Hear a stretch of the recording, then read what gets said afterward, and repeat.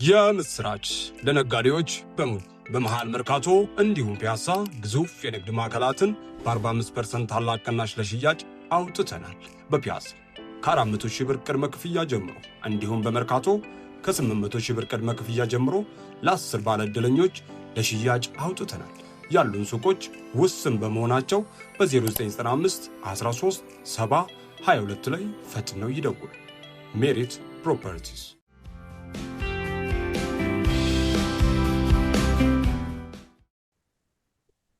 ተነስተልን ክቡራን ተመልካቾቻችን ሲሳይና ከሉዓላዊ ሚዲያ ሰኞ ግንቦት 24 2018 ዓመተ ምህረት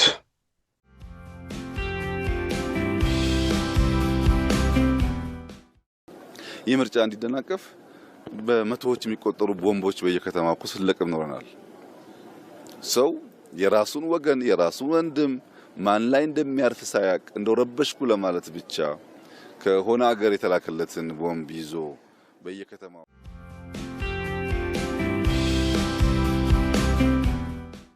ከዚህ ምርጫ ጋር ተያዘ በተለያየ መንገድ ምርጫው ላይ ይካሄድ ይችላል የሚሉ ስጋቶች፣ በሌላም በኩል ደግሞ ምርጫ እንዳይካሄድ እናደርጋለን የሚሉ ፉከራዎች ያን ሁሉ ታልፎ አሁን በ501 የምርጫ ክልሎች ላይ ምርጫው እየተካሄደ ይገኛል። አሁን ወደ ኢትዮጵያ አቆጣጠር ማምሻውን አካባቢ ነው ፕሮግራማችን የለቀቅነው። እስከ ምሽቱ 12 ሰዓት ምርጫው ይካሄዳል። ምናልባት ከዚህ ቀደም ከነበሩ ልምዶች መረዳት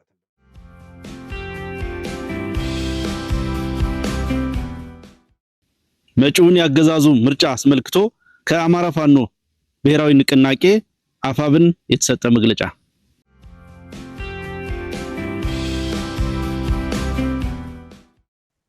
ያሸነፈው መንግስት መስከረም 25 2019 ሰኞ ቀን መንግስት ሲመሰርት እስከ ምርጫው የሆነ ነገር እናደርጋለን ሲሉ የነበሩ ሰዎች ከወዲሁ በቃ ሰው ምርጫው ከተካሄደ አበቃልን ብለው ደጋፊዎቻቸው እንዳይደመድሙ ተዘጋጅተናል በሚቀጥሉት ጥቂት ወራት የሚል ዘመነ ደግሞ ትላንት መልእክት ሰደደ ተብሎ አየው።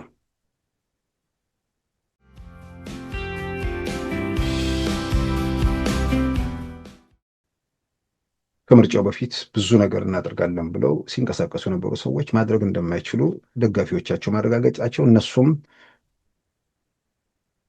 አቅማቸውን ማወቃቸው ብዙ ነገሮች ለማስተካከል ያለው እድል ሰፊ ነው። በሰልፍ በይቅርታ የሚመለሱ ወደ ሀገር የሚመጡ ሰዎች ይኖሩ ይችላሉ። አላየሁም አልሰማም ብለው ከጨዋታው የሚወጡ ሰዎች ይኖራሉ። በእርግጠኝነት ግን ብዙ በዚህ በብሶትና በጥላቻ ባቡር ላይ ያለው መራገፍ ይጀምራል።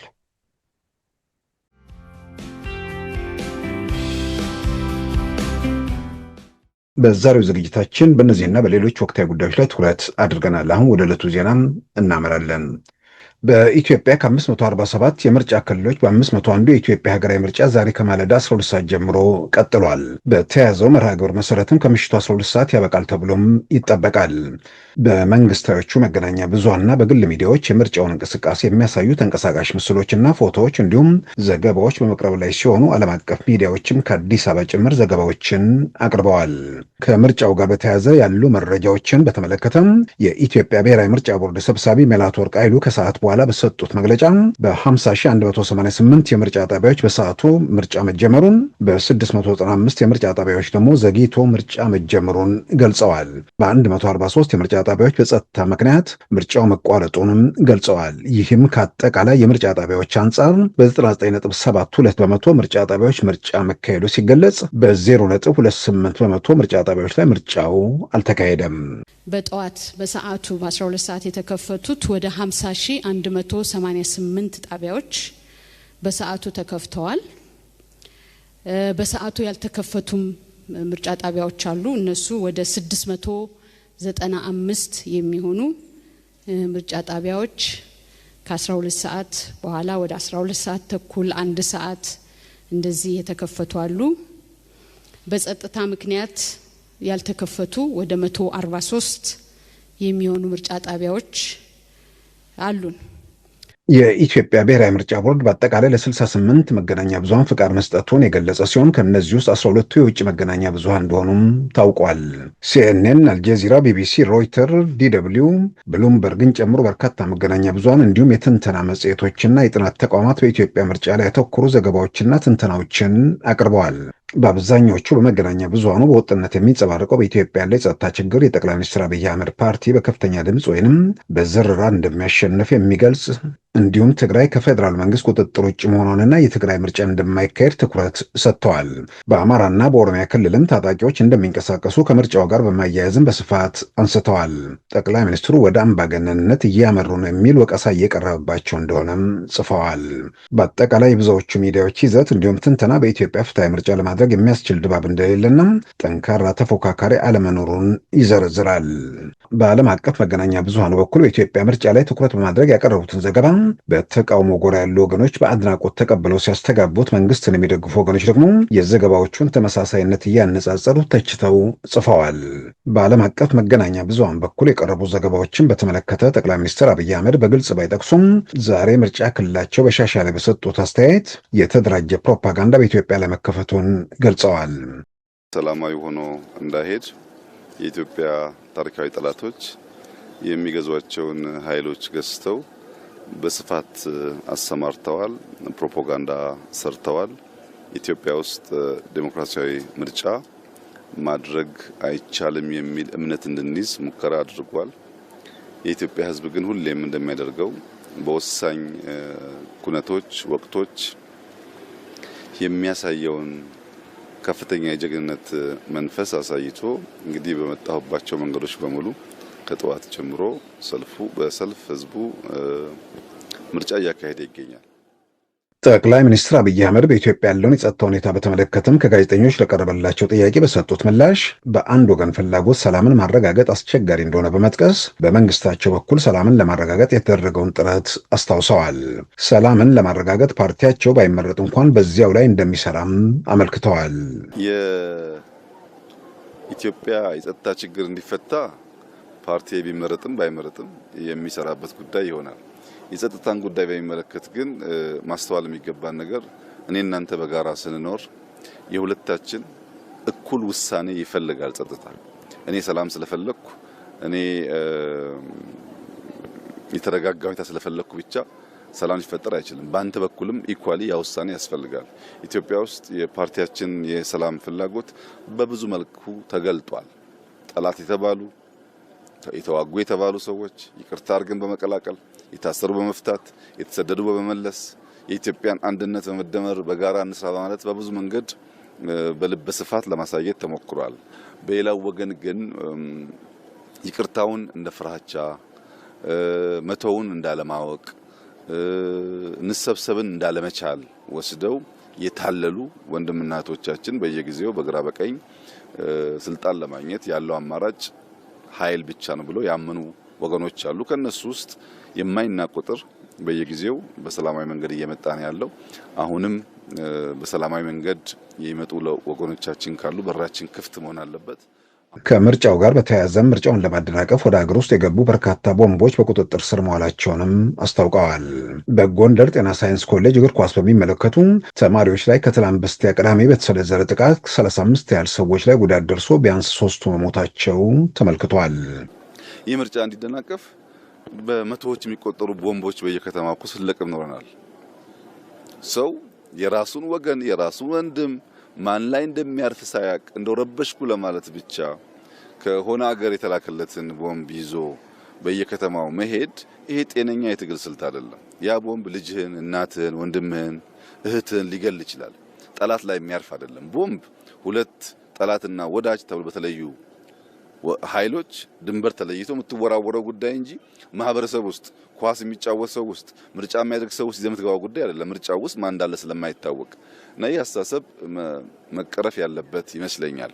የባንዳነት ተላላኪነት፣ ለጥቂት ጥቅም ሲባል ታዛዥነት ካልቀጠቀጥክ ካልገረፍክ በስተቀር በንግግር ያለማመን በሽታ መፈታት ያለበት ይመስለኛል። በህወሓትና ኤርትራ መንግስት ትብብር መሰረቱ የጣለው ጽምዶ ወይንም ትብብር አሁን ሌሎች የኢትዮጵያ ኃይሎችን በማካተት መቀሌ ላይ ስብሰባ መቀመጡ ተዘገበ። አፍሪካ ኢንተሊጀንስ ከፓሪስ ዛሬ እንደ አውሮፓውያን አቆጣጠር ሰኔ 1 2026 ባቀረበው ዘገባ እንዳመለከተው 9 ታጣቂ ኃይሎች በመቀሌ ስብሰባ የተቀመጡ ሲሆን ምርጫው መጠናቀቁን ተከትሎ የኢትዮጵያ መንግስትም እርምጃ ሊወስድባቸው እንደሚችል አመልክቷል።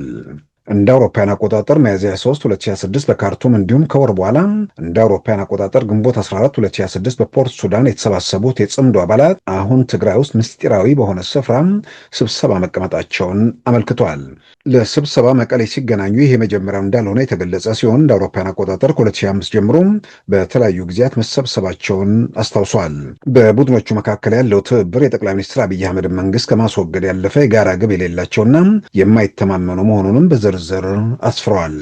ሆኖም በአሁኑ የመቀሌ ስብሰባ የጋራ ኮሚቴ በማቋቋም ይፋ ለማድረግ ፍላጎት እንዳላቸው የገለጸው አፍሪካን ኢንተሊጀንስ ትብብሩ ቢፈጠር እንኳን ግን ብዙ ርቀት የሚያስኬድ የጋራ አጀንዳ አለመኖርና በውስጣቸው ያለው አለመተማመን ችግር እንደሚያስከትል ተንትኗል። በህወሓትና በፋኖ ኃይሎች መካከል እንዲሁም በፋኖና ሸኔ መካከል አለመተማመንና ቅራኔ እንዳለም አመልክቷል። የኦጋዴን ብሔራዊ ነጻነት ግንባር ሊቀመንበርና የኡጉጉሙ ሊቀመንበር በህወሓት ላይ ያላቸው ጥርጣሬ በስብስቡ ትብብር ላይ ያንዣበበ ችግር እንደሆነም አመልክቷል። በፋኖ ኃይሎችና በህወሓት መካከል ስላለው ግንኙነት ሲያብራራም የጎጃም ፋኖ መሪዎች ከህወሓት ጋር የመስራት ፍላጎት ቢያሳዩም የጎንደሩ ፋኖ በህወሓት ላይ ጥርጣሬ እንዳለው አፍሪካ ኢንተሊጀንስ በዝርዝር ዘገባው አመልክቷል። የጽምዶን መሰረት የጣሉት ህወሓትና የኤርትራ መንግስት እንደሆኑም በማመልከት ሁለቱ ብቻ በገዳሪፍና በከሰላ ተከታታይ ስብሰባዎች ሲያደርጉ መቆየታቸውንም አስታውሷል። እንደ አውሮፓውያን አቆጣጠር ሚያዝያ 23 2026 በካርቱም የደረገው ስብሰባ ሌሎች የኢትዮጵያ ታጣቂ መሪዎችን ያካተተ ሲሆን በዚህ ስብሰባ በሱዳን የኤርትራ አምባሳደር ኢሳ አህመድ ኢሳ መገኘታቸውም ተመልክቷል። በተጨማሪም ከሱዳን ኡማ ፓርቲ አብዱራህማን አልሳዲቅ አልማዲና ከሱዳን ዩናይትድ ፒፕል ፍሮንት አልአሚን ዳውድ እንዲሁም የሱዳን ጠቅላይ ሚኒስትር ካማል ኢድሪስ አማካሪ ሞሲላ ናስር በስብሰባው ተካፋይ እንደነበሩ የዘረዘረው አፍሪካ ኢንተሊጀንስ ይህም የተካሄደው በሱዳኑ የመረጃ ደህንነት ኃላፊ አህመድ ሙፋደል እውቅና መሆኑን ዘግቧል። ጠቅላይ ሚኒስትር አብይ አህመድ እንደ አውሮፓውያን አቆጣጠር ግንቦት 9 2026 በጅቡቲ ፕሬዝዳንት ኢስማኤል ኦማር ጌሌ ባለ ሲመት ላይ ጅቡቲ በነበሩበት ወቅት በወቅቱ እዚያው ለነበሩት የሱዳን ሉዓላዊ ምክር ቤት ምክትል ፕሬዝዳንት ማሊክ አጋር ሱዳን ውስጥ ጽምዶች የሚያደርጉትን ስብሰባ እንዲያቆሙ እንደነገሯቸው፣ ሆኖም ከ5 ቀናት በኋላ እንደ አውሮፓውያን አቆጣጠር ግንቦት 14 2026 በፖርት ሱዳን ሌላ የጽምዶ ስብሰባ መቀጠሉን ከዘገባው መረዳት ተችሏል። በሱዳን በነበሩ ስብሰባዎች ከህወሓት ወገን አሁን የህወሓት ታጣቂዎች አዛዥነትን ወይንም የቲዲኤፍ አዛዥነትን በጊዜያዊነት የያዙት ሌተና ጀነራል ፍስሐ ኪዳኑ ሲገኙ በፋኖ በኩል ዘመነ ካሴ እንደነበርም በዘገባው ተመልክቷል። አሁን ደግሞ በስም ያልተዘረዘሩ 9 የታጠቁ ድርጅት መሪዎች በመቀሌ ስብሰባ መቀመጣቸውን አፍሪካ ኢንተሊጀንስ ዘግቧል። በአሁኑ ወቅት ሌላው ጽምዶን ጥያቄ ውስጥ ከሚያስገቡ ነገሮች አንዱ በአሜሪካና ኤርትራ መካከል የተጀመረው ግንኙነት እንደሆነ የሚገልጸው አፍሪካን ኢንተሊጀንስ ጠቅላይ ሚኒስትር አብይ አህመድ በምርጫ መልሰው ህጋዊነታቸውን ካረጋገጡ በኋላ ወደ ውጊያ ሊሄዱ እንደሚችሉም ተንትኗል።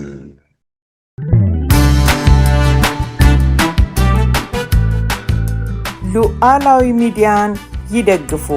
ስራዎቻችንን ለብዙ እንድናደርስ ሰብስክራይብ፣ ሼር፣ ላይክ በማድረግ ሉዓላዊ ሚዲያን ያጠናክሩ። እውነትን እንዘግባለን፣ ኢትዮጵያዊነትን እናቀነቅናለን። መድረኩ ግን ለሁሉም አመለካከት ክፍት መሆኑን እናረጋግጣለን። ሉዓላዊ ሚዲያ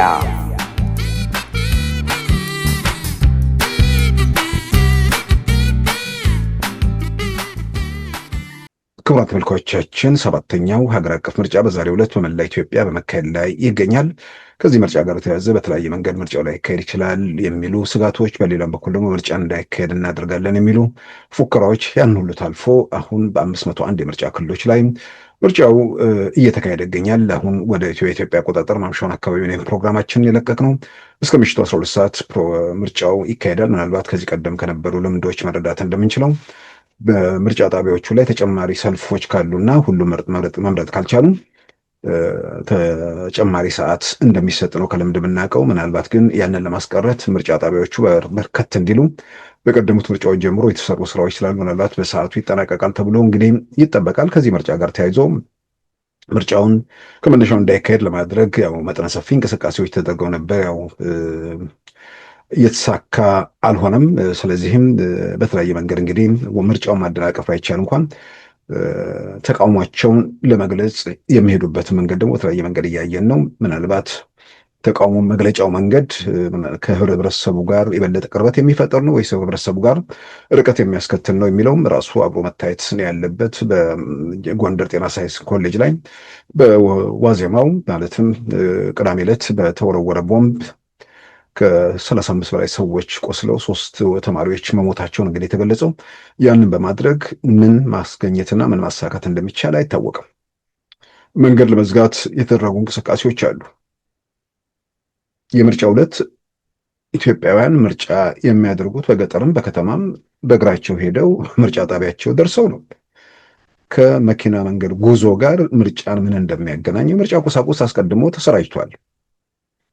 የቀረ ምርጫ ቁሳቁስ ቢኖር በመንግስት አጀብ ቀርቶ በነፃነት በአብዛኛው መንቀሳቀስ በሚቻልበት ሀገር ውስጥ ምን መለወጥ የሚቻልበት ነገር አለ? ዝም አላሉም የሚል መልእክት አንዳንዴ የማታደርገውን ነገር ወይ ደግሞ መልእክቱ ውጤት አለማምጣቱ ብቻ ሳይሆን ያንን በማድረግ ምን ማሳካት ትፈልጋለህ? ከዛም ባሻገር ምርጫው አይካሄድም የሚባል ፉከራ ስትፎክር ቆይተ ምርጫውን በሚያካሄዱ ላይ እርምጃ ያወስዳለው የሚል ምርጫ ማድረግ እንደማይቻል ያንን ሁሉ ፉከራ የፎከረ ኃይል የማይቀር ነገር ሆኖ ምርጫው አደለልክ ሲደርስ እንዳላየ እንዳልሰማ ዞር ማለት በጣም በጣም አስፈላጊ ነበር። መጋቢት 6 ቀን 2018 ዓመተ ምህረት ከጠላት ጋር በመሰለፍ ህዝባችንን ለተጨማሪ ጥቃት አሳልፎ የሚሰጥን ማንኛውም አካል አንታገስም። መጪውን ያገዛዙ ምርጫ አስመልክቶ ከአማራ ፋኖ ብሔራዊ ንቅናቄ አፋብን የተሰጠ መግለጫ። ይህንን ጥሪያችንን ተላልፎ ከጠላት ጋር በመሰለፍ ህዝባችንን ለተጨማሪ ጥቃት አሳልፎ የሚሰጥ ማንኛውም አካል ላይ እርምጃ የምንወስድ መሆኑን ለመላው ሰራዊታችን ትዕዛዝ የተላለፈ ስለመሆኑ እናሳውቃለን። አንዳንዴ በተጠናና በቅንጅት የሚካሄድ ነገር አይደለም። ምናልባት ዝም ብሎ አንድ ሰው የመጣለትን ነገር እያደረገ የሚቀጥል አይነት እንቅስቃሴ ነው የሚመስለው። እርግጥ ነው በተለያየ መንገድ ደግሞ የዚህ ከሌሎች ኃይሎች ጋር ደግሞ የሚደረጉ ትብብሮች አሉ። ግን ያው የበሰለ ስላልሆነ ይሁን በደንብ መቀናጀት ስላልተቻለ ይሁን ምናልባት ቀደም ሲል የፖለቲካ ልምድ ያላቸው ሰዎች በዚህ ወቅት ዝም በሉ ይሏቸው ነበር እንደምንረዳው። ምናልባት እነሱን ደግሞ ግራ ተጋብተው መፎከሩ ይጠቅማል ብለው እዚህ ሂደት ውስጥ ገፋፍቷቸውም ሊሆን ይችላል።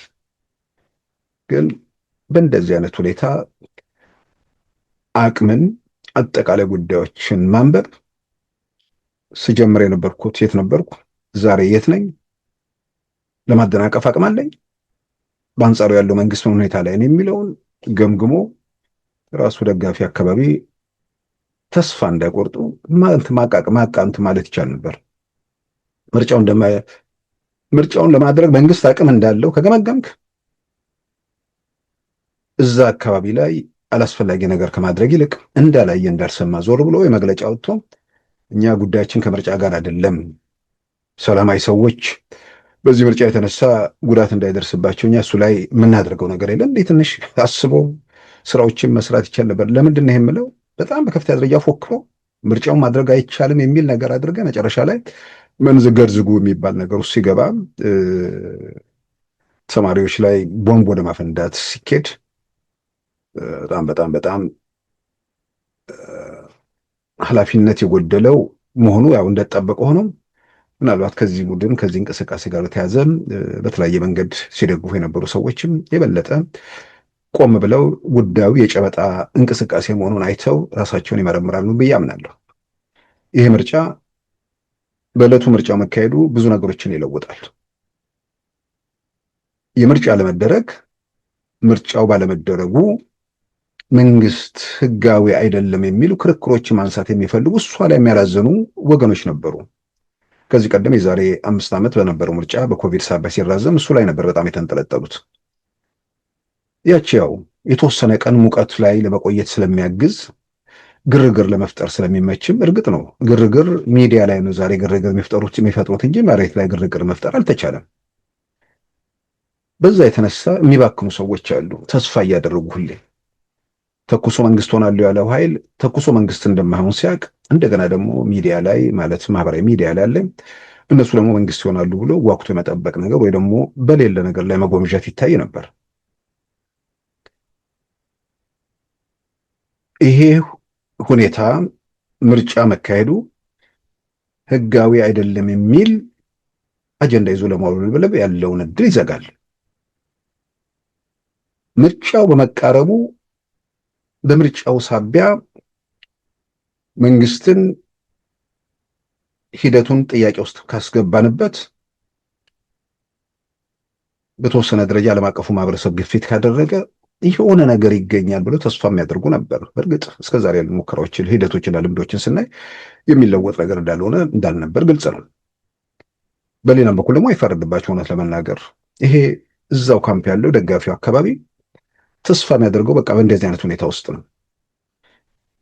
በየተናጠል የተነሱት አማጽያን በየተናጠል ተኮረኮሙ።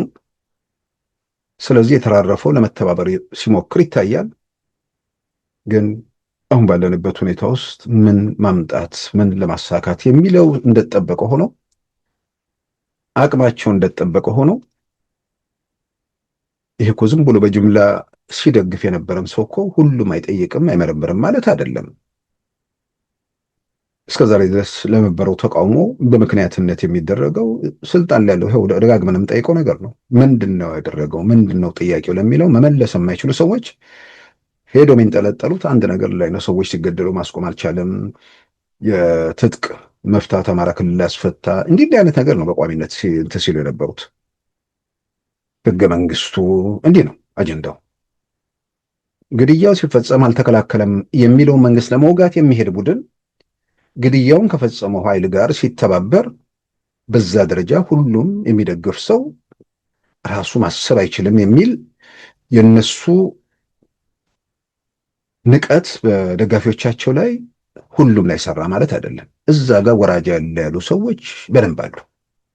ከሸኔ ጋር ተባብረ ህገ መንግስት ይለወጥ፣ አማራን በጠላትነት ወይ ደግሞ በባይቷርነት የፈረጀ ወይ ደግሞ በወንጀለኝነት የፈረጀ ህገ መንግስት ነው የሚለውን ነገር ስታውለበልብ ኖር። በዚህ ህገ መንግስት ገደል ነበር የሚለውን ነገር ስትሸጠው ቆይተ ያንን ህገ መንግስት ከፈጠረና ያንኑ አጀንዳ በዋናነት ሲያስፈጽም ከነበረ ኃይል ጋር ተባብረን እሱን ወደ ዙፋን ለመመለስ በመንገድ መሪነት ስትዘጋጅ ሁሉም የጨፈነ ሳይሆን ምን የት ነበርኩኝ ብለው ራሳቸውን ቆም ብለው ማየው የሚመረምሩ ሰዎች እንዳሉ እያየን ነው። ስለዚህ ከዚህ ከምርጫው ጋር ተያይዞ ምርጫው ባይካሄድ እሱ አጀንዳ ላይ ለመንጠልጠል ሲደረግ የነበረውን ነገር የዛሬው ቀን ትርጉም ባለው ደረጃ መልስ ይሰጣል። የዛሬ 5 ዓመት ምርጫው ከተካሄደ በኋላ እዛች አጀንዳ ላይ ለመንጠልጠል የተደረገው ሙከራ ብዙ ዋጋ እንደሌለ ሁሉ ከዚህ በኋላም ከዛሬው ቀን ጀምሮ እች አጀንዳ ትሞታለች። ፉከራው ይቀጥላል። ግን የሚፎክሩ ሰዎች ይቀጥላሉ እንጂ ፎካሪዎቹ ካምፕ ውስጥ መበተን እንደሚኖር ደግሞ ቅንጣት ታክል መጠራጠር አይቻልም። ቀደም ሲል እንዳልኩት ምርጫ እንዳይደረግ እንከላከላለን ያሉ ኃይሎች ምርጫ ማድረግ አይቻልም ብለው ሲፎክሩ የነበሩ ቡድኖች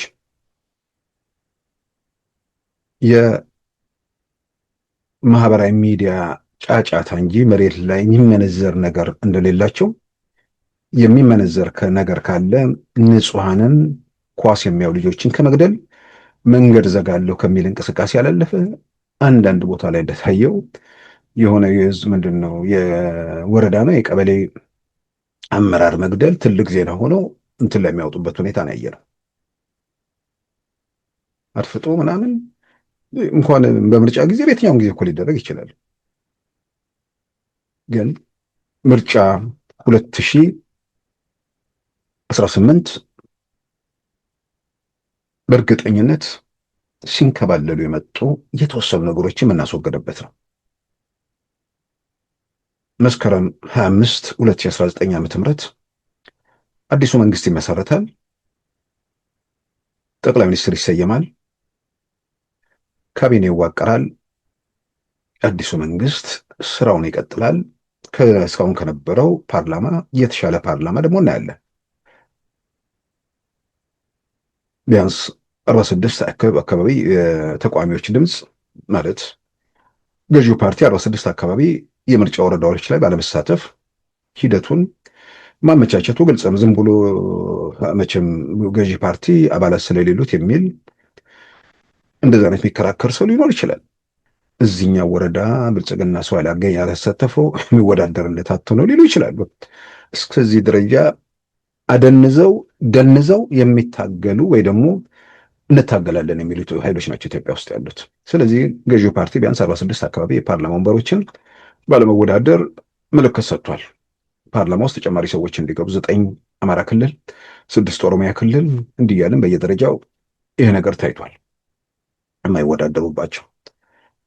በዚህም የተነሳ የሚቀጥለው መስከረም 25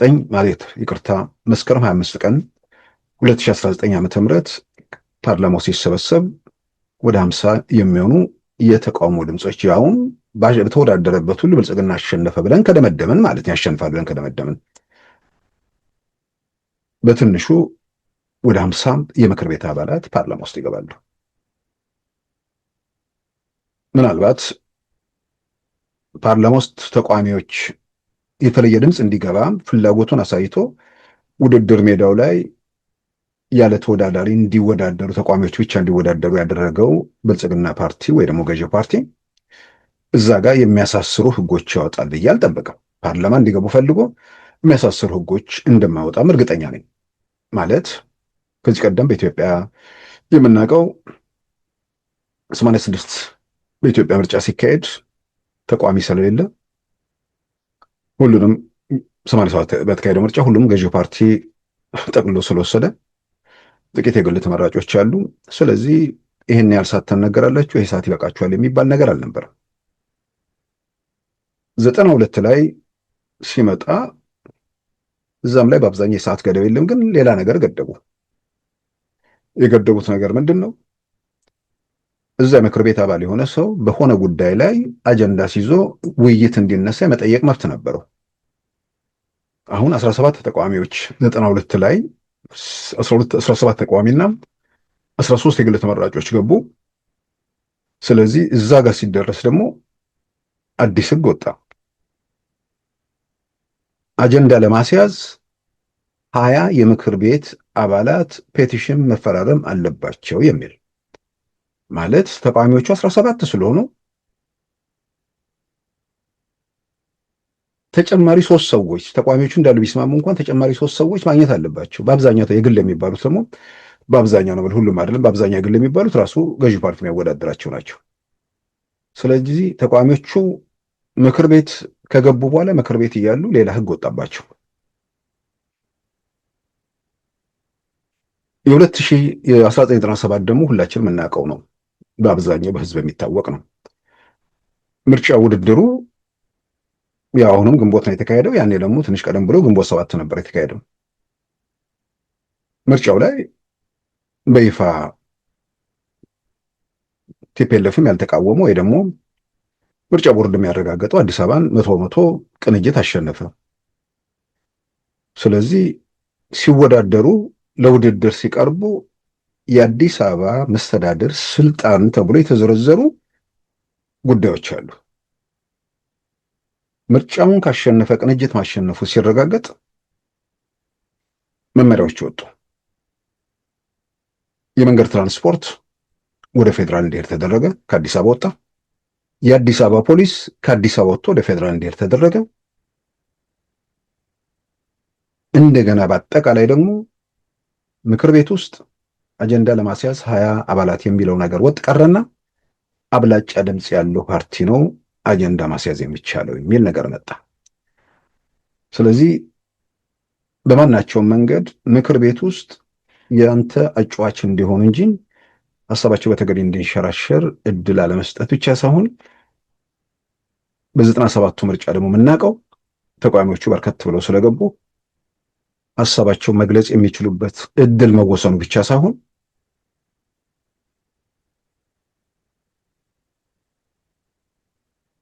የሚናገሩባቸው ደቂቃዎች ላይ ያሉት ገደቦች ብቻ ሳይሆኑ የሚናገሩት ሐሳብ ከቲፒኤልኤፍ ወይ ደግሞ ኢህአዴግ ከሚባለው ስብስብ የማይመች ወይ ደግሞ የሚጎረበት ሲሆን ምን ያህል ማይክሮፎን እንደሚዘጋባቸው ብዙ ጊዜ ሁሉም ሰው የሚያስታውሰው ለላይቭ የሚተላለፉ ፕሮግራሞች ስለነበሩ ብዬ ነው። በዚህ ረገድ እንደውም አጋጣሚ ይህንን ትስል ጌትነት በማህበራዊ ገጹ ያጋራው አንድ ቪዲዮ አየሁ። የ1997 ምርጫ ምክር ቤት የገቡ ሰዎች ማለት ነው፣ ፓርላማ።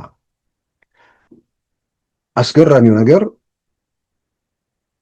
እኔ አሁን ለምክር ቤት ውስጥ እንዴት የተለየ ሀሳብ እንደሚታፈን ለማሳየት ይጠቅማል ብዬ ነው። ነገር ግን ከዛም በላይ አሁን ይሄ ቪዲዮ ተቃዋሚዎች በ1997 አሸንፎ ፓርላማ ውስጥ ያሉት 2002 ምርጫ ሲቃረብ ኢትዮጵያ ውስጥ ያለው የፖለቲካ ምህዳሩ ምርጫ ለማድረግ የሚያስችል አይደለም የሚል መከራከሪያ የሚያቀርቡበት ወቅት ነበር። ይሄንን መከራከሪያ ፓርላማ ውስጥ ያለው ልደቱ ተገቢ አይደለም፣ ምርጫ ለማድረግ አያስችልም ተብሎ የሚደረገው ነገር ትክክል አይደለም፣ ያን ለማመቻቸት እኮ ከመንግስት ጋር እየተነጋገርን ብሎ ከነርሱ ጋር የሚሞገትበት ነው። 2002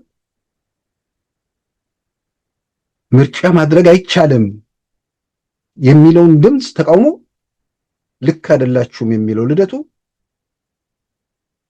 2013 እና 2018 ላይ ዛሬ ላይ ያለው ምርጫ ማድረግ አይቻልም ሲል 2002 ይቻላል ያለ ሰው 2013 እና 2018 አይቻልም ሲል ባጭሩ በ2002 ምርጫ ቲፒኤልኤፍ ሁሉንም ነገር ቲፒኤልኤፍ ስል ያው በስሙ አንድን ነገር መጥራት አስፈላጊ ስለሆነ ነው። ሌላው የማጀብ ነው። ባለቤቱ ቲፒኤልኤፍ ነበር። እነሱም ዛሬ በአደባባይ እነ ጀነራል ክንፈ ዳኘው የኛ ነው ብለው መስክረዋል። ያው አረጋግጠዋል። እሱ እውነታው ያ ነው። በየትኛውም ነገር ለውሳኔ የቲፒኤልኤፍ ውሳኔ ነው የአጠቃላይ ውሳኔ ሆኖ የሚወሰደው። 2002 ምርጫ 97ቱ ምርጫ ላይ 152 ተቃዋሚ ስለተገባ ይሄ አደገኛ ነው ተብሎ ተወሰደ። ዴሞክራሲ የምርጫ ጉዳይ ሳይሆን የህልውና ነው ጉዳይ ነው የሚለው መፈክር ተሰረዘ። ፓርላማውን 100 በመዳፋችን እናስገባለን የሚል ነገር ተወሰነ። ከ152 ተቃዋሚ ካለበት ፓርላማ የ2002 ምርጫ አንድ ሰው ብቻ ያሸነፈበት ፓርላማ፣ እሱም አቶ ግርማ ሰይፉ መርካቶ አካባቢ እንግዲህ መርካቶ ልጆችን በዚያም ብለው ወጥረው ድምፁ ምናምን ተስላሉ። አቶ ግርማ ሰይፉ አለፉ። ከዛ ውጭ ኢህአዴግና አጋሮቹ እንዳለ ጠቀለሉት። ያንን ምርጫ ማድረግ ይቻላል ብሎ ከነ ተቋሚዎቹ ጋር ሲከራከር የነበረው ልደቱ ሁላችሁም እንደምታስታውሱት ከ2013ንም የአሁኑንም ምርጫ ይቃወማል። ያኔ ምርጫ ለመቃወም 1 2 3 ተብሎ የሚዘረዘሩ ነገሮች አሉ። የትኛውም ተቋሚ 1 2 3 ብሎ የሚዘረዘረው ነገር የለም። ዛሬ ላይ 1 2 3 ብሎ የሚዘረዘረው ነገር የለም። የትኛውም ነገር ጦርነት ምናምን የሚል እሱን ተረት እሱ ዓለም አቀፍ ሚዲያዎቹ ምናምን አካባቢ ለሚለጠፍ ነገር እንደሆነ አውቃለሁ። ይሄ ትንተና የሚያስፈልገው ነገር ነው። እኛ ስላለንበት እያንዳንዱ ሂደት ስለምናውቀው የዕለት ተዕለት ህይወታችን ስለሆነ የኢትዮጵያን ጉዳይ ደግሞ እንደዚሁ በየዕለት ተዕለት ህይወታቸው አድርጎ ወይ ደግሞ ስራቸው ሙያቸው አድርጎ የሚተነትኑ ሰዎች ያውቁታል። የግጭቱ አነሳስ፣ ግጭቱ ለዚህ ለደረሰ፣ ግጭቱ እንዳይቆም ማን ምክንያት እንደሆነም ያውቁታል። ስለዚህ ያኔ የግል ሚዲያ ጋዜጦች ነበሩ እስከ 97 ከ97 በኋላ ጋዜጦቹ ተቆላልፎባቸው ያሉትም ተሰደው ምን ብለው የተወሰነ ውርውር የሚል ጋዜጣ ብቻ የተወሰነበት፣ ከዛ ውጭ የፖለቲካ አስተያየቶች የሚሰጡበት ሚዲያ የሌለባት የተዘጋች ሀገር፣ ኢንተርኔት ቀርፋፋ ኢንተርኔት መኖር ብቻ ሳይሆን በቀርፋፋ ኢንተርኔት የሚተላለፉ የፖለቲካ መልእክቶች እንዳይታዩ እየተዘጉባት ሀገር ውስጥ ምርጫ ማድረግ ይቻላል ብሎ ሲከራከር የነበረ ልደቱ አያሌው ዛሬ የዛሬ 5 ዓመት ምርጫ ማድረግ አይቻልም ብሎ ነበር። ያው አንዳንዶቹ እኛ የሚሉት ስርዓት ሄዷል። የሚያጅቡት የሚያጨበጭቡለት የቲፒኤልኤፍ አጫዋች የነበሩ ሰዎች ቲፒኤልኤፍ ሲሄድ ሰማይ እንደተደፋባቸው ግልጽ ነው። ያን የተደፋባቸውን ሰማይ ቲፒኤልኤፍ መልሶ ዙፋን ላይ ወጥቶ ምናምን ብለው ተስፋ አድርገው ነበር። አሁንም ተስፋ አልቆረጡም። አስገራሚ ነገር ነው። ተስፋ በእርግጥ ቆርጠዋል፣ ግን ህይወት ያለው ነገር ሲያዩ ቢያስቡ ያው ምናልባት ለመረበሽ ያላቸውም አቅም የሆነ አካባቢ ላይ የተቆጣጠሩት እነ ዶክተር ደብረጽዮን ስለሆኑ በሚል ለእነ ዶክተር ደብረጽዮንም የደስታ መግለጫ ልኳል። ያው ውለታ ለመርሳት ጥሩ ነው፣ ግን ውለታ የተዋለልህ በኢትዮጵያን ኪሳራ መሆኑን ደግሞ አለመዘንጋትም ትልቅነት ይሆን ነበር። በተዘጋ በሞት አጀንዳ ላይ ማላዘን ወይ ደግሞ ወደኋላ የማይመለስ ነገርን ደግሞ አውቆም ከእውነታው ጋር ደግሞ ማስማማትም አስፈላጊ ነው እና እዛ ምክር ቤት ውስጥ ምርጫ እሱ አይደረግ ማድረግ እንዴት አይቻልም ይባላል ብሎ ሲናገር አቶ ገብሩ ገብረ ማርያም የኦሮሞ ፌዴራሊስት ኮንግረስ የተናገርነውን ነገር አዛብቶ ነው እየገለጸ ያለው ብሎ እሱን ለማስተካከል ሲሞክሩ እንዴት ድምፅ እንደሚዘጋባቸው እችን ቪዲዮ እግረ መንገዱን ማየቱ ያንንም ጊዜ ከምን አይነት ሁኔታ ውስጥ እንዳልፍን ደግሞ ለማስተዋወስ ስለሚችል እንዶ ጌትነትን እያመሰገንኩ ጌትነት አልማው በማህበራዊ ገጹ ያጋራው ነው። ምንድነው ነፃና ፍትሃዊ ምርጫ ሊካሄድ አይችልም የሚል መልእክት ነው ለህዝቡ እየተሰጠ ያለው። ይሄ መልእክት ትክክል አይደለም ብቻ ሳይሆን በጣም አደገኛ መልእክት ነው። ለህዝባችን ልንሰጠው የምንፈልገው መብት ነፃና ፍትሃዊ ሊካሄድ እንዲችል ትግል እያደረግን ነው፣ እየተደራደርን ነው። ይሄ ዛሬ ለምክር ቤቱ የቀረበው የሥነ ምግባር ህግም የዛ ትግል አካል ነው። ለዛ የሚደረገውን ጥረት የሚያሳይ በእኛ እምነት ወደፊት የኢትዮጵያ ህዝብም ሆነ እኛ ታግለን ነፃና ፍትሃዊ ምርጫ የማድረግ ብቃት አለን ብለን እናምናለን። ነፃና ፍትሃዊ ምርጫ በኢትዮጵያ አይካሄድም ብለን ብንደመድም ኖሮ ትግሉ ውስጥ አንድ ቀን አንቆይም፣ አንድ ቀን አናድር። ውጤት ይመጣል። ይሄን ለማድረግ የኢትዮጵያ የፖለቲካ ፓርቲዎችም የኢትዮጵያ ህዝብም አቅም አለው፣ ይችላል የሚል ተስፋ ይዘን ነው እየታገልን ያለነው። ስለዚህ ከዚህ አንፃር በአጠቃላይ አንድም ተቃዋሚ ፓርቲ እዚህ ውስጥ በሰነዱ ትችት ያቀረበ የለም። የሰነዱ ህጋዊነት ደግሞ በአጀንዳነት ሲቀርብ የተወሰነ ጉዳይ ነው። ስለዚህ እኔ ማሳሰብ የምፈልገው ምርጫ ከፊታችን እየደረሰ ነው። የቀረን ጊዜ በጣም አጭር ነው። ቋሚ ኮሚቴው ይሄን ሰነድ በተቻለ ፍጥነት መርምሮና አይቶ በአስቸኳይ ይዞት እንዲመጣና ጸድቆ ምርጫውን ነፃና ፍትሃዊ ለማድረግ የራሱን አስተዋጽኦ እንዲያበረክት ልንጠቀምበት ይገባል የሚል ነው። አመሰግናለሁ። እሺ፣ ማስተካከያ የተከበሩ አቶ ገብሩ ማስተካከያ ብቻ ነው የሚቀበለው። አመሰግናለሁ። የተከበሩ አፈ ጉባኤ፣ የተከበሩ አቶ ልደቱ ያነሷቸው ሁለት የተሳሳቱ ጉዳዮች ስላሉ ነው። አንደኛው እርሶ በተናገሩት ላይ የተሳሳተ ነገር ካለ የኔን አንስተው በተናገሩት ላይ ነው። የኢትዮጵያ ዲሞክራሲያዊ ኃይሎች ህብረት በዚህ ምክር ቤት ዋና ተቃዋሚ የሆነው 5 መቀመጫ ይዞ አይደለም 53 መቀመጫ ይዞ ነው። ሁለተኛ መአድና ኢዴፓ አንድ ላይ ሆነው አላየንም። እኛ የምንቆጥረው የኢዴፓን የምንቆጥረው የመአድን ነው። ፊርማውም የሚካሄደው እነዚህ። ሁለተኛ ሌላው የኢትዮጵያ ህዝብ ነፃና ፍትሃዊ ምርጫ አያካሄድም አላልንም የሚልም ሰው የለም። ያ 97 እንደገና አብሬ ማስተዋወስ ምፈልገው ስለቆየንበት ስናልፍበት ያለንበትን ሁኔታ የነበርንበት አድርጎ የመውሰድ ነገር ስላለ 97 ላይ ኢትዮጵያ ውስጥ አሁን ለአንዳንድ ሰው ያስታውሰዋል ይላሉ።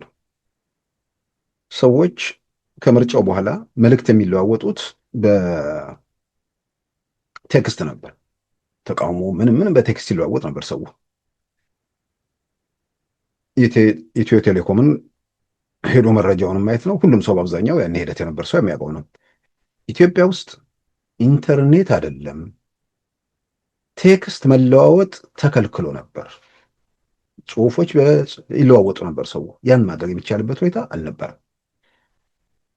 ያ ሁሉ ተዘጋግቶ የመጣ ሀገር ውስጥ ከዛ በኋላ ምርጫ ማድረግ ይቻላል ብሎ ነበር ልደቱ ሲከላከል የነበረው። አንዳንዶቹ ጉዳዩን ያው ከራሳቸው ጋር ስለሚያያይዙ ነው። በዛ ምርጫ ምናምን ለአጫዋችነትም ለአጃቢነትም ሂደት ውስጥ መግባት ቀላል ነገር አልነበረም። ለአንዳንዶቹ ፓርላማ ውስጥ ሆኖ ተቃውሞ እያሰሙ ምናምን መኖር የሀገር ጉዳይ፣ የህዝብ ጉዳይ፣ የህዝብ ጥቅም ምናምን አንድ ቦታ ላይ ድምፁን ሲያሰምት የምናውቀው ነገር የቲፒኤልኤፍን አስተዳደር በተለይ ከ97 በኋላ ያለውን አፈናና ጭቆና አሜን ተብሎ ተቀብሎ የዛ አጃቢ ሆኖ የቀጠለ ሰው የ2013 የ2018 ምርጫ ላይ ጥያቄ ሲያነሳ እዚህ ጋር ሰዎች ቆም ብለው ማየት አለባቸው።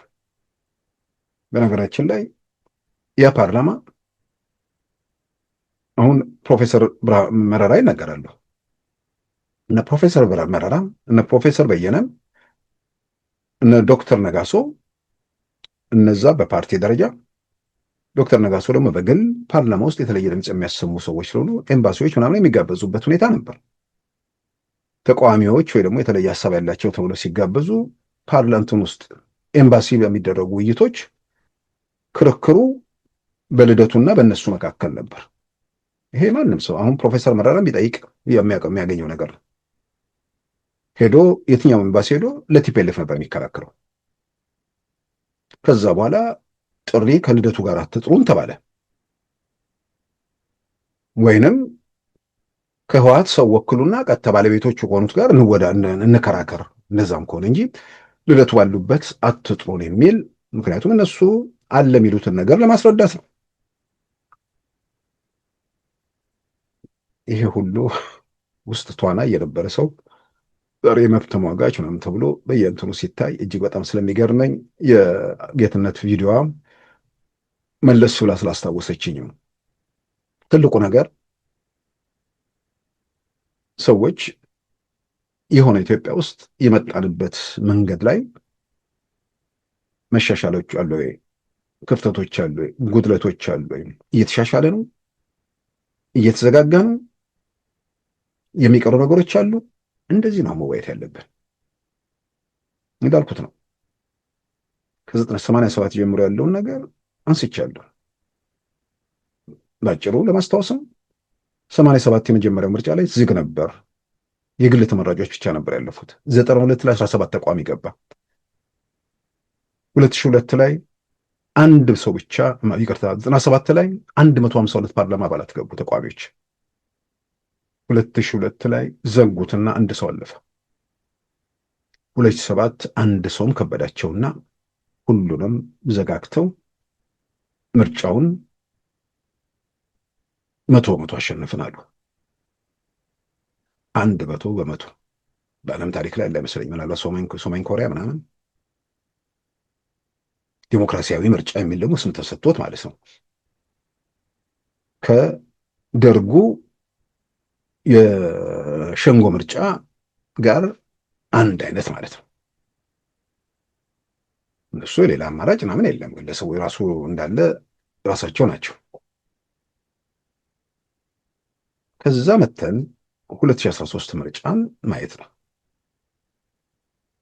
2013 ላይ ምርጫ ተጨረበረ የሚል ሰው አለ? የሆነ መንግስት መዋቅር ውስጥ የሆነ ጫና ምናምን ይፈጥር ይኖራል። ምርጫ 2013 ላይ ጥያቄ ደጋግሜ ብለህ ጥያቄ ቢነሳ ከሆነ ኦሮሚያ ክልል ላይ ተቋሚዎቹ አለመሳተፋቸው እሱን ደግሞ በደንብ አስረግጦ መናገር የሚያስፈልገው መንግስት ለመሆን የሚፈልጉ ተቋሚዎችና አክቲቪስቶች በጋራ ሆኖም ወደ ስልጣን የመጣውን ቡድን በተለይም ደግሞ ጠቅላይ ሚኒስትሩን አንስተው ሂደቱን በበላይነት ለመምራት ይፈልጉ ነበር። ይሄ አደባባይ ምስጢር ነው የነበረ። አንድ የኦሮሞ ድርጅቶች ስብስብ በሚዲያ ሁሉ ያየነው ነው።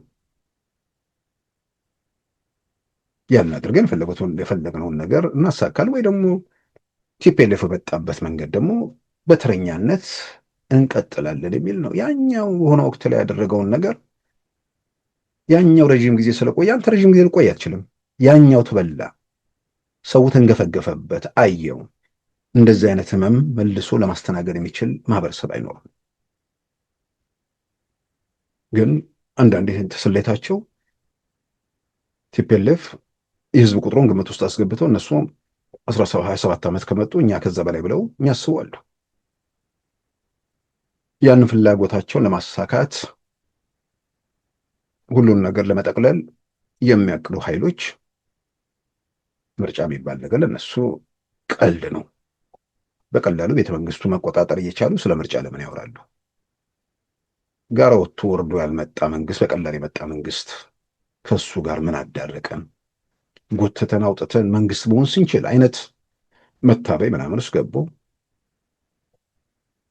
ቄሮ ምንም ማስገደጃ እናደርጋለን ብለው ወሰዱ። ቄሮ እነሱን ዙፋን ላይ ለማውጣት ነው ወይስ የኦሮሞ ህዝብ ነፃ ለማውጣት ነው? ቲፒኤልኤፍን ለመመለስ ነው? ቲፒኤልኤፍ ጋር ቄሮ የተዋገለው? የሚጠሩትም የሚያሰማሩትም ቄሮ የለም። ስለዚህ እንተኮሳለን ያሉት መተኮስ ቀጠሉ። መጣል አልቻሉም። መንግስት መሆን አልተቻለም። በዚህ የተነሳ ምርጫው ላይ ከመሳተፍ ይልቅ በቀላሉ እንገባለን በሚል አይነት ነገር ነበር። በሌላ በኩል ደግሞ መንግስት ነው። በዛን ወቅት የነበረ ሁኔታ አይቶ የተወሰነ አልዘጋጋውም ብሎ ደግሞ መደምደም ያስቸግራል፣ መጠናት አለበት። ስለዚህ ምርጫ 97 ምርጫ 2013 ላይ በዚህ በኩል ኦሮሚያ ክልል ላይ ከነበረው ሁኔታዎች የምርጫ ውጤት ላይ እከሌ በዚህ ጋር ጨርብሮ በዛ የሚል ነገር የለም። ከ97 ያኛው የሚለየው 97 መጨረሻ ላይ አሸናፊዎቹ ወደ ወህኒ መጋዛቸውና ድምፃችን ተሰረቀ ያሉት በአደባባይ መገደላቸው ነው። በ2013 ያሸንፉት ቤተ መንግስት ገብተዋል። አሸንፎ ወደ ወህኒ የተጋዘ የለም ወይ ደግሞ ቤተ መንግስት አጽንተዋል። የ2097 ያህል ፉክክር ነበረ። ፉክክር በዛ ደረጃ አልነበረም። ያው የግርግር የሁከት የምናምን ለምን መንግስትነትን በምርጫ ውስጥ እናልፋለን በቀላሉ አስወግደናቸው መግባት እንችላለን በሚል ሁሉም የተወራጨበት ጊዜ ስለነበር ነው። በዛ ረገድ ይሄ በመገደቡ የሚል መከራከሪያ ቢመጣ ጥሩ ነው ለሁላችንም። በዛ ረገድ ያየሁት ነገር የለም። ስለዚህ እዛ ጋር 2013 የነበረው ምርጫ የመንግስትን ቅቡልነት ጥያቄ ውስጥ ለማስገባት ምርጫ ማራዘም አይቻልም ምናምን የሚሉ ነገሮች። ከዛ በኋላ ጦርነቱ ይካሄድ ነበር። ሸኔም ቲፒኤልኤፍም መንግስት ገልብጠው መንግስት ሆነው ዙፋን ላይ እንደሚወጡ እርግጠኛ ነበሩ። ለዚህም ወደኋላ መለስ ብሎ አንዳንዴ ማስታወሱም ጥሩ ነው። ዋሽንግተን ዲሲ አሜሪካ ፕሬስ ክለብ ውስጥ የሽግግር መንግስት እኮ ላይቭ ስርጭት ተከታትለናል እና አምባሳደር ብርሃነ ገብረ ክርስቶስ የሚመሩት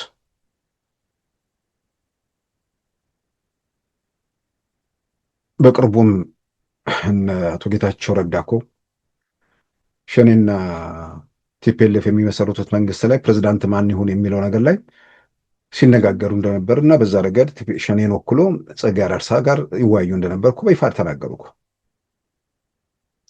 ጸጥታውን ደግሞ ኃላፊነት ሙሉ በሙሉ ቲፒኤልኤፍ እንደሚረከብ ለዚህ እንኳን እና ዛሬ በሆነ ምክንያት ከዚህ ከቲፒኤልኤፍ ጋር ለመተባበር የሚሞክሩ ኃይሎች መጨረሻ ላይ ቲፒኤልኤፍ ምን እንደሚፈልግ ያኔ እንኳን አሳይቷቸዋል ብዬ ነው። ያኔ እርግጥ ሚሳኤልም ሁሉም ነገር ነበረው። ከምንም በላይ ህዝባዊ ድጋፍ ነበረው። በሌላ በኩል ያለው ኃይል ገና በሁለት እግሩ መሬት ያልረገጠ በጸጥታው መዋቅር ውስጥ የቲፒኤልኤፍ ቅርንጫፍ በደንብ የተዘረጋ ያ በዛ ዘመን በዛ ሁኔታ ውስጥ ከሂደቱ የወጣ ኃይል ህዝብ ከርቶት አመራሩ ተለይቶት እዛው ደደቢት ላይ የቆሙ ሰዎች ምን ከዚህ በኋላ ሊለውጡ ይችላሉ? ሊተኩስ ይችላሉ። የሚለውጡት ነገር ግን እንደማይኖር በእርግጠኝነት መናገር ቢቻል ነገር ነው። ስለዚህ በዛ ምርጫ ላይ ተሳትፎ ላይ ከ97 ጋር ፉክክር ለሚባለው ነገር ልክ ነው፣ ውስንነቶች አሉበት። ለዛ መንግስት ይሄን አደረገ የሚል ነገር ቢመጣ ጥሩ ነው። ምክንያቱም በሂደቱ ላይ ማን ችግር ፈጠረ የሚለው በተደጋጋሚ ስላነሳ ነው። በዛ በኩል መንግስት የፈጠረው ነገር አለ ወይ? ይህን የሚያሳዩ ነገሮች የሉ። እዚህ ላይ በእርግጠኝነት መናገር ቢቻል ነገር ነው። የሆነ በአንዳንድ ቦታዎች ላይ ያው መመረጥ የሚፈልጉ ምናምን እንዲህ አይነት የሚፈጥሯቸው ችግሮች አይኖሩም ማለት አይደለም። ስለዚህ ያንን ምርጫ አየን። ያንን ምርጫ ካዩ በኋላ ሰዎች አሁን ላለው ነገር ዝግጅት ማድረግ ነበረባችሁ ብዬ አምናለሁ። ያኔ ባልተረጋጋ ሁኔታ ውስጥ በወጉ መሬት ያረገጠ መንግስት የሽግግር ወይ ደግሞ የግርግር እንበለው የመዋጮ አይነት መንግስት አልቀበልም ብሎ ሂደቶች የመንግስት ስልጣን ከምርጫ ሳጥን ብቻ በሚለው አቋም ላይ ገፍቶ ሄዶ ምርጫ ብቻ ብሎ እሱ ላይ አቋም የወሰደ መንግስት ከዛ በኋላ መጀመሪያ በየከተማው ያለውን ስርዓት አልበኝነት አስታገሰ። ከዛ በየደረጃ የሚወጡትን ኃይሎች ቆነጠጠ። ባለሚሳኤሉን ቢኤም ሁሉንም የሚያስወነጭፈው ቲፔልፍንም አደብ አስገዝቶ ፕሪቶሪያ አስፈረመ። እዚህ ላይ አንድ መንግስት ከደረሰ በኋላ ከዚህ በኋላ ምን ሌላ ነገር ውስጥ ይገባል? ምን ይመጣበታል?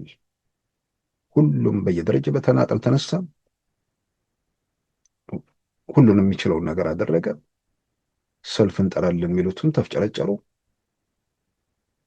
እዚህ ጋር አንዱ ነገር ከደረሰ በኋላ ማድረግ የነበረባቸው ይቻላል አይቻልም፣ አሁን ለቀቅ ያደረገው በበቂ መፎካከር የሚችል ኃይል ስለሌለ ነው አይደለም። ይህን ለመፈተን ራስን ማዘጋጀት ነበር። እርግጥ ነው ባለፈው ዓመት ሰኔ ምርጫው አንድ ዓመት ሲቀረው ያው በተናጠል የተኮሱት እንደማይዋጣቸው ሲታወቅ ህዝባዊ አመፅ የሚል ነገር እንትን ብለው ነበር።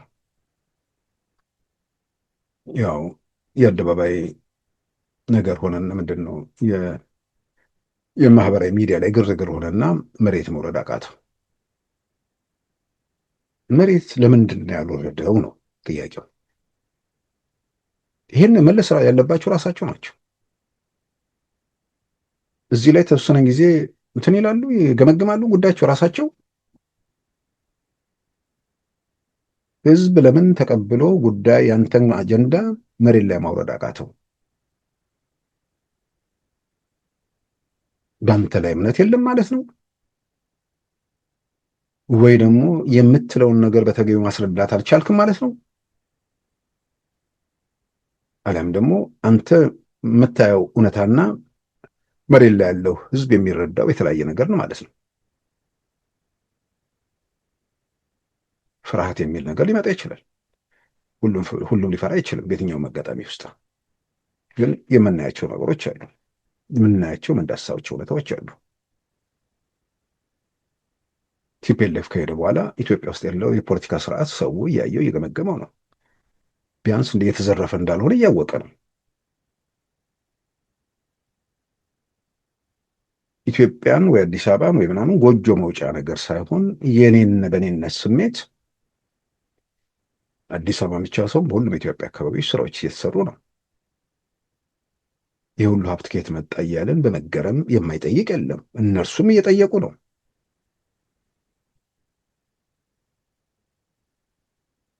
ይህንን እያደረገ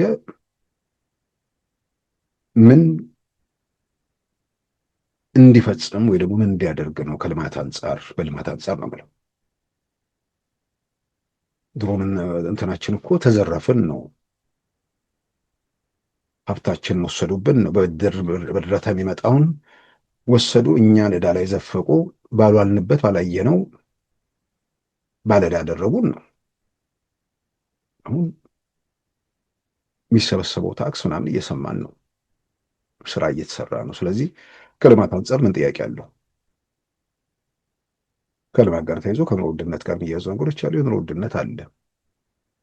ያንን ግን በስራ ነው ማስተካከል የሚቻለው። ልማት እየለማ ነው። ስራዎች እየተሰሩ ነው።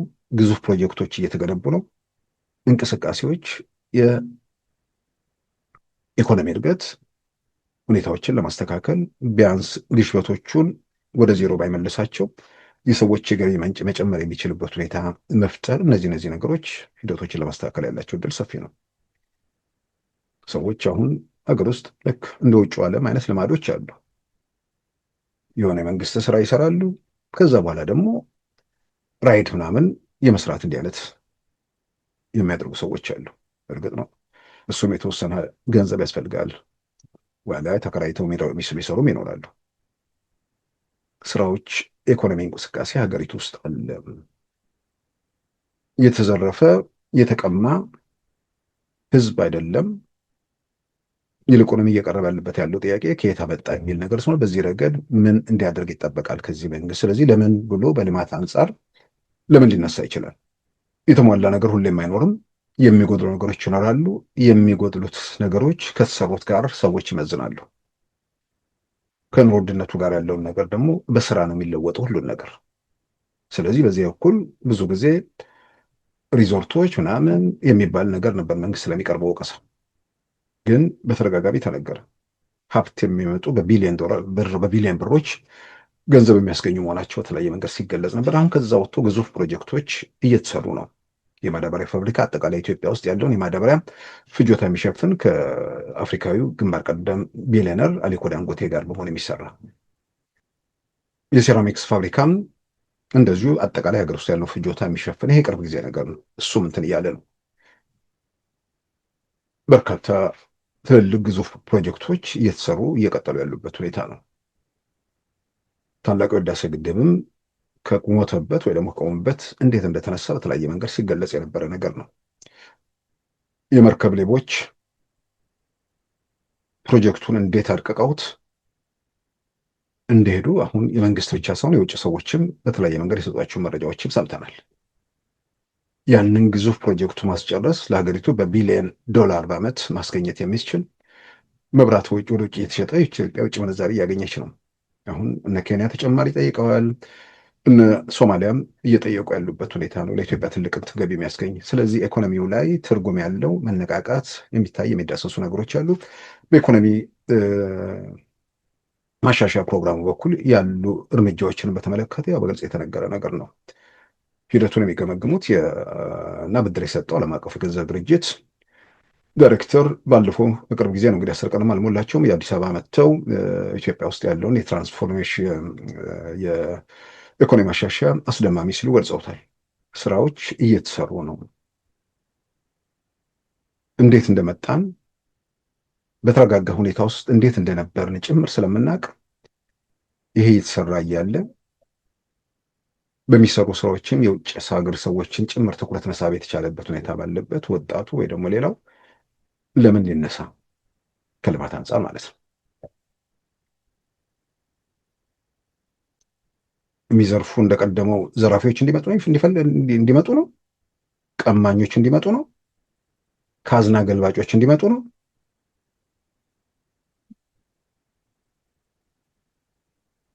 በሌላ በኩል እንግዲህ የሚነሳው የሰላሙ ጉዳይ ነው። ልክ ነው። ለውጡ ከመጣ ጀምሮ አንዳንድ ሰዎች ይላሉ ለውጡ ከመምጣቱ 2 ዓመት ጀምሮ ነው ኢትዮጵያ ቀውስ ውስጥ ያለችው።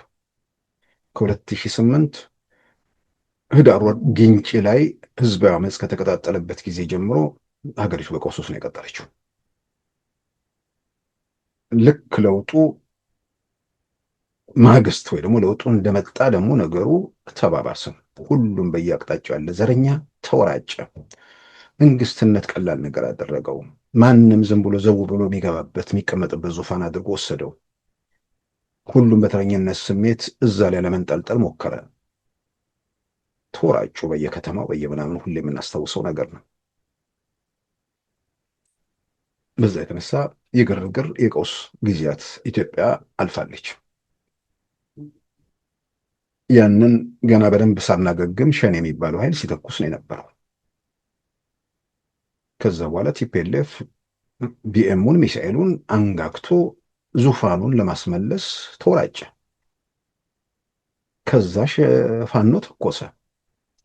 የቤኒሻንጉል ጉሙዝ አማጽያን ሲተኩሱ ቆዩ። እዚህ ውስጥ አሁን ቲፒኤልኤፍ ሚሳኤሉን አስነስቶ ወደ መንግስትነት እንዳይሄድ ወይ ደግሞ እንዲተኩስ ስልጣን ላይ ያለው መንግስት ምን ስላጎደለ፣ ምን ስላደረገ፣ ምን ስለከለከለ ነው? ሸኔ ለምን ተኮሰ? ፋኖ ለምን ተኮሰ? ምን ጎደለባቸው? ምን አሳጣ? ምን ወሰደ? እነሱ እንዳይተኩሱ ምን ማድረግ ይገባው ነበር?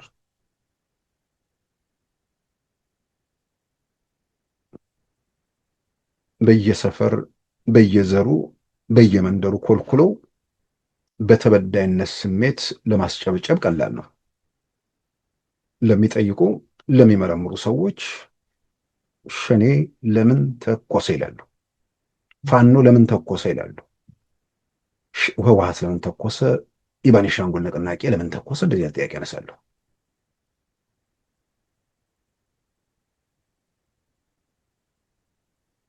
ሁሉም ወደ ዙፋን ለመውጣት መንግስት ለመቀልበጣል የተንቀሳቀሱት። ቲፒኤልኤፍ ለኦሮሞ ህዝብ ሰጥቶ የዶክተር አብይ መንግስት ወይ ደግሞ ብልጽግና የኦሮሞን ህዝብ የከለከለው መብት ምንድን ነው? ቲፒኤልኤፍ ለአማራ ህዝብ ሰጥቶ የዶክተር አብይ መንግስት ለአማራ ህዝብ የከለከለው መብት ምንድን ነው? ህወሓት ለትግራይ ህዝብ ሰጥቶት የጠቅላይ ሚኒስትር አብይ መንግስት ከትግራይ ህዝብ የወሰደው መብት ምንድን ነው? ቲፒኤልኤፍን እያልኩ አይደለም። እነሱማ ተወስዶባቸዋል። ሀገሩን የግል ካዝናቸው አድርገው ስለነበር ማለት ነው። ስለዚህ ስልጣን ላይ ያለው መንግስት ግጭቶች ውስጥ እንዳይገባ ምን ማድረግ ነበረበት? አሁን መፍትሄ ለቅስቀሳ በሚመች መንገድ ሳይሆን ከምር ሀገሬው ጋር ስለሆነ የጥፋቱን የችግሩን ምንጭ ካላወቅን ለመፍትሄም ስለማያግዝ ህወሓት እንዳይተኩስ ይህን ማድረግ ነበረበት። ሸኔ እንዳይተኩስ ይህን ማድረግ ነበረበት። ፋኖ እንዳይተኩስ ይህ መደረግ ነበረበት የሚል መምጣት አለበት። ተኩሱ ከከፈቱ በኋላ ድሮን የሚባል መከራከሪያ ያለው የሚመጣው ተኩሱ ከተከፈተ በኋላ አንተ አርጩሜ ስለያዝክ በጅራፍ አይዋጋም እንዳትተኩስ ነው። ሁላችንም ኢትዮጵያን በጋራ ተኩስ እንዳይኖር ነው የምንፈልገው። እኔ ክላሽ ስለያዝኩኝ በክላሽ ይዋጋኝ የሚባል ነገር የለም። የወታደሩን ህይወት ለመታደግ በየሸለቆ በየሸጦ ካለ ኃይል ጋር ከሱ ጋር ስትል ስትሽለኮለክ አትኖርም። ቀለል ባለ መንገድ ችግሩን ለመፍታት ይሞክራል። ቴክኖሎጂው ፈቅዶለታል። ስለዚህ ወታደሩ ህይወት መቀነልትን ማለት አለበት። ጥያቄ መነሳት ያለበት በእነዚህ ላይ በሚወረወር እሳት ሰላማዊ ሰዎች እንዳይጎዱ፣ ሰለባ እንዳይሆኑ መንግስት ወይ ደግሞ የሀገሪቱ የመከላከያ ተቋማት የመጨረሻ ጥንቃቄ ማድረግ አለባቸው የሚለው ላይ እዛ ላይ ነው ድምጻችንን ማሰማት ያለብን እና ከተኮስክ በኋላ ድሮን ምናምን የሚባል መከራከሪያ እንዴት ሊመጣ ይችላል? እንዳይተኮስ ነው። ከተኮስኩ በኋላ ባለው ሌላኛው ወገን ባለው አቅም አቋራጭና አማራጭ ባለው ሁሉ ነገር ይጠቀማል። እዛ ላይ ጥያቄ ወይ ተቃውሞ የሚኖረን በእነሱ ጦስ ራሳቸው በለኮሱት ሰዎቹ ራሳቸው መለብለባቸው ጉዳይ የራሳቸው ጉዳይ ነው። በእነሱ ጦስ ግን ሰላማዊ ሰው እንዳይጎዳ መንግስት መጨረሻውን ከፍተኛ ጥንቃቄ ማድረግ አለበት ነው። ጦርነቱን ጀመሩት። እነሱ በጀመሩት ጦርነት ስልጣን ላይ ያለው መንግስት በግሌ እንዴት ልጠይቀው? እነሱ በጀመሩት ጦርነት ለምን በድሮን ወጋቸው ልል እንዴት ልበለው? ጦርነት እንዳይነሳም ሁላችን መጠየቅ ያለብን። በቃ ሳይገባቸው አቅምን ሳያውቁ ይሆናል። ስለዚህ አሁን በቃ ጥያቄም ካላቸው ተደራደሩ ነው መባል ያለበት። እዚህ ጋር ሲደረስ ትንሽ ናቸው ወይ ደግሞ ኮርኮሚያቸዋለሁ ብለህ አትናቃቸው።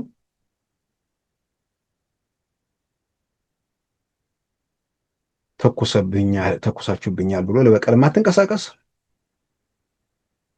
በእነሱ ጦስ በሰላማዊ ሰው በምናምን ላይ የሚደርስ ነገር ስለሚኖር ንግግር ይደረግ ነው ማለት የምንችለው። መንግስት ላይ እንደ ዜጋ ኃላፊነታችን ተጨማሪ አንድ ቀን ጥይት እንዳይተኮስ አነጋግራቸው ነው መባል ያለበት። ስለዚህ እነጋገራለሁ አለ መንግስት። አነጋግራለሁ ህወሓትን በውጭ ሰዎች አነጋግረው እኛን በቄስና በአገር ሽማግሌ የሚል መከራከሪያ ነበር የምናስታውሰው። ቢገባቸው በሃይማኖት አባቶች በአገር ሽማግሌው በራሳችን ሰዎች የሚሆን ነገር የበለጠ ጥሩ ይሆን ነበር። እርግጥ ነው አንዳንዴ መተማመን በሌለበት ፖለቲካ ውስጥ ዋስትና የሚሰጡ አካላት ምናምን የሚል ነገር ጥሩ ነው። ስለዚህ ስልጣን ላይ ያለው አካል እንደ ህወሓት ከዋትም ጋር ቢሆን ፈረንጆች አይደሉም፣ አፍሪካኖች ናቸው። ፈረንጆቹ የዋስትና ሰጪዎች ናቸው። ስለዚህ ኦነግም ጋር ዛንዚባር ድረስ አየር ክልሉ ፈቅዶ በሄሊኮፕተር ወጥተው ተነጋገሩ። ከፋኖም ጋር የአፍሪካ ህብረት ሂደት ውስጥ ገብቶበት ለማነጋገር ጫፍ ከደረሱ በኋላ እርስ በርሳቸው እየተፈራሩ ከዛ በኋላ የደፈሩት የቆረጡት የህዝብ መከራ ማብቃት አለበት ያሉት ወደ ድርድሩ መጥተው ሁሉንም አይተናል። ስለዚህ ይሄ እዚህ ጋር አሁን ስልጣን ላይ ያለው መንግስት በተመለከተ ምን እንዲያደርግ ነው የሚጠበቀው? ስለዚህ ለምን ሰው በልማት አይኑ የሚያዩን ነገር በሱ ላይ ሊተኩስ አይችልም ወይ ሊቃወም አይችልም? በጦርነት ረገድ የጦርነቱ ባለቤት ጦርነት አላቆምም ያለው ሌላ ኃይል በሆነበት ሁኔታ ውስጥ መንግስት ምን ያደርግ? መንግስትን ምን ይበለው? ምን እንዲያደርግ ነው የሚጠበቀው? ተኩስ ይቅምና እንድደራደር የሚልም መንግስት ሀገሩን ከዳር እስከ ዳር በመዳፉ ያስቀመጠ መንግስት። ይሄ በግልጽ እየተናገርኩ ነው። 501 የምርጫ ክልሎች ላይ ምርጫ እየተካሄደ ነው። ሰሞኑን ከዓለም አቀፍ መገናኛ ብዙሃን ጋር ተያይዞ በጣም ያስገረመኝ ዓለም አቀፍ መገናኛ ብዙሃን ግጭት በሚካሄድበት ምርጫው የሚካሄድ የሚለው ሁሉንም በቋሚነት እንትን የሚሉት በነገራችን ላይ ወራረሳሉ መረጃ ምናምን እና ቢቢሲ ላይ አማጽያኖቹ የሚንቀሳቀሱባቸው ክልሎች ብለው ያወጣ ማፕ አለ። ፋኖ የሚንቀሳቀስበት ወይ ደግሞ የፋኖም አይሉም ሚሊሻ ምንድን ነው የጎሳ ሚሊሻዎች የሚንቀሳቀሱባቸው ብሎ ማፕ አስቀምጧል። ሸኔ የሚንቀሳቀስበት ምናምን ኦሮሚያ ክልል ሸኔ አለ፣ አማራ ክልል ፋኖ አለ። ልክ እነሱ እነ ቢቢሲ የአማራ ክልል ላይ የከለሉት ላይ ጠቅላላ እነሱ የተቆጣጠሩት አድርገው እንዳስቀመጡ አድርጎ ለደጋፊዎቻቸው ለመሸጥ ሲሞክሩ ይገርመኛል። ደጋፊዎቻቸውም ቢቢሲ ተሳስቷል ነው እንጂ ሊሆን የሚችሉት 501 ምርጫ ክልል ላይ ምርጫ እየተደረገ የዛም አካባቢ ተወላጅ ቢሆን ዘመዱን ወዳጁን ምናምን መረጃ ይሰበስባል። ምን ይጠየቅ? የት እንዳሉ እኮ አይታወቅም። ገጠር ወረዳዎች ላይ ምናምን ይንቀሳቀሳሉ። ገጠር ወረዳዎች ላይ አንዳንዶቹ ማለት ነው እንግዲህ ሁሉም ጋር አይደለም አሁን። ስለዚህ ሰላማዊ ሰልፍ በአመፅ ህዝብ እንዲወጣ ለምን ይወጣ? በአይኑ ልማት ያህል ጦርነት ፈላጊዎቹ ወይ ደግሞ ድርድር አሻፈረኝ ባዮቹ በህይወት የሌሉት ወይ ደግሞ የሚንፈራፈሩት በጎረቤት ሀገር ጉዳይ አስፈጻሚነት ምናምን በቲፒኤልኤፍ አገልጋይነት ያሉ ሸኔ ፋኖ ምናምን የሚባሉ ኃይሎች ናቸው። ስለዚህ ስልጣን ያለው መንግስት ምን ያደርግ በዚህ ሂደት ውስጥ? በዚህ ረገድ መንግስትን ለመቃወም ያለው እንትን ለምን ቤተ መንግስቱን አይለቅላቸውም የሚል መከራከሪያ ካለ እውነትም ለቤተ መንግስቱን ለምን አትለቅላቸውም ብለን እኛም እንትን እንላለን። እንዲህ አይነት ያው ማሰብ ለማይችሉ መጠየቅ ለማይችሉ ህሊናቸውን ለማይጠቀሙ ሰዎች የሚሆን እንትን ማለት ነው እና በዚያም በተኩስም በግርግርም በምንም የሚሆን ነገር አለመሆኑ ያው ኢትዮጵያ ውስጥ መረጋገጡ ለኢትዮጵያን ትልቅ ተስፋ ነው። ይሄ ምርጫም መግቢያ ላይ እንዳልኩት ብዙ ነገሮችን ይለውጣል፣ ብዙ ነገሮችን ያስተካክላል። ከምርጫው በፊት ብዙ ነገር እናደርጋለን ብለው ሲንቀሳቀሱ የነበሩ ሰዎች ማድረግ እንደማይችሉ ደጋፊዎቻቸው ማረጋገጫቸው፣ እነሱም አቅማቸውን ማወቃቸው ብዙ ነገሮች ለማስተካከል ያለው ዕድል ሰፊ ነው። በሰልፍ በይቅርታ የሚመለሱ ወደ ሀገር የሚመጡ ሰዎች ይኖሩ ይችላሉ። አላየሁም አልሰማሁም ብለው ከጨዋታው የሚወጡ ሰዎች ይኖራሉ። በእርግጠኝነት ግን ብዙ በዚህ በብሶትና በጥላቻ ባቡር ላይ ያለው መራገፍ ይጀምራል።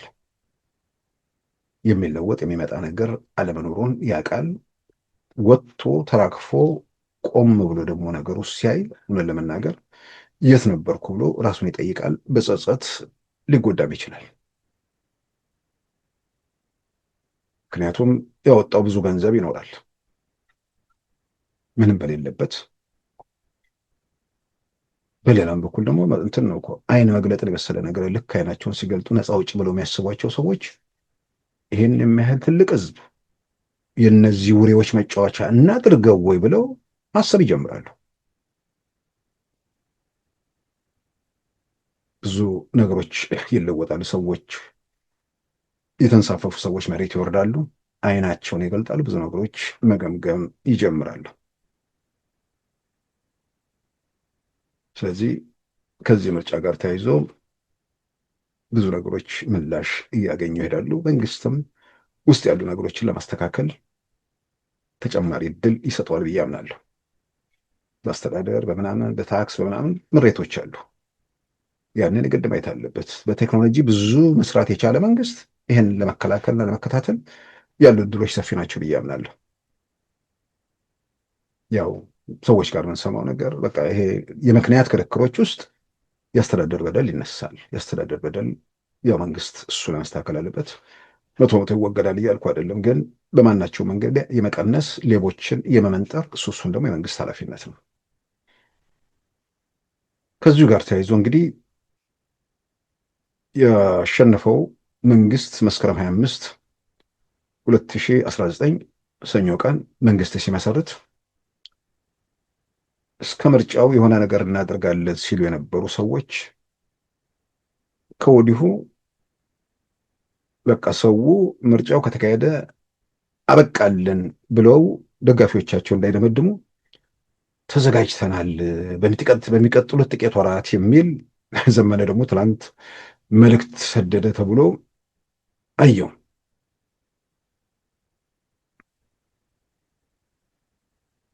ምንድነው መንገድ መዝጋታችን ትክክል ነው ምናምን ምናምን፣ ከዛ በሚቀጥሉት ወራት ውስጥ ይላል።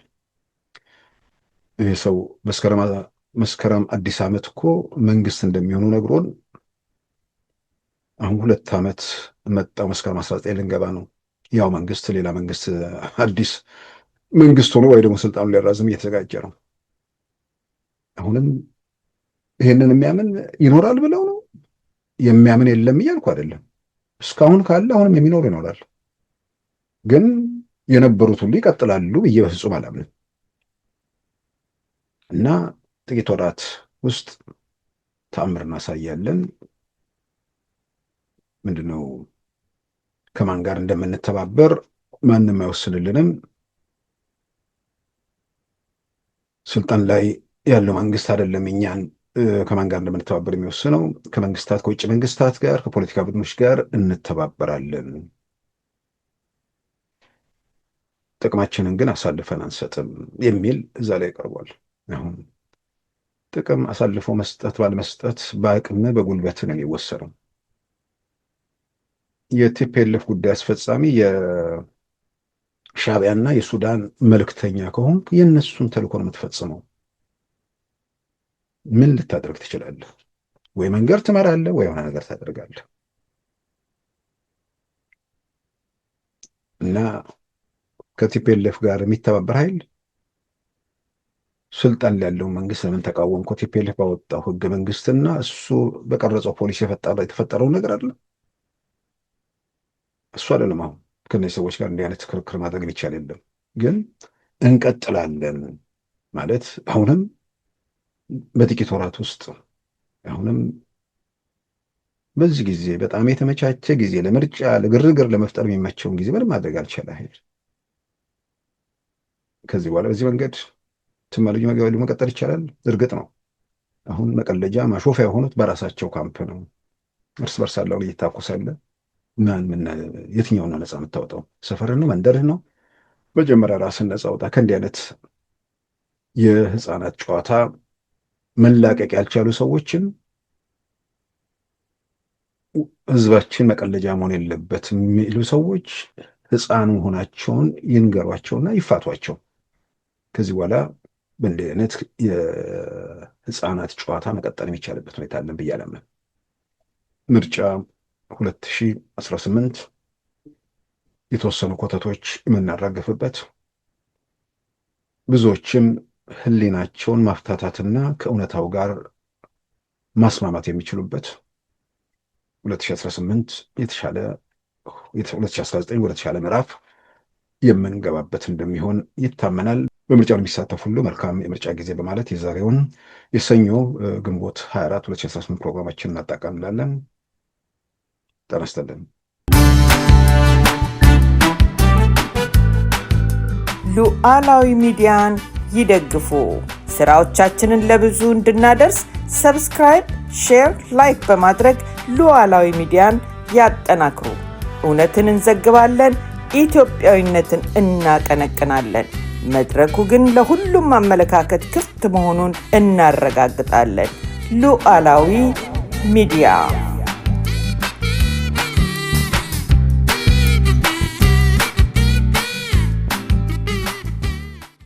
የዛሬ ሰኞ ግንቦት 24 2018 ፕሮግራማችን በዚሁ ተጠናቋል። ጤና ይስጥልን።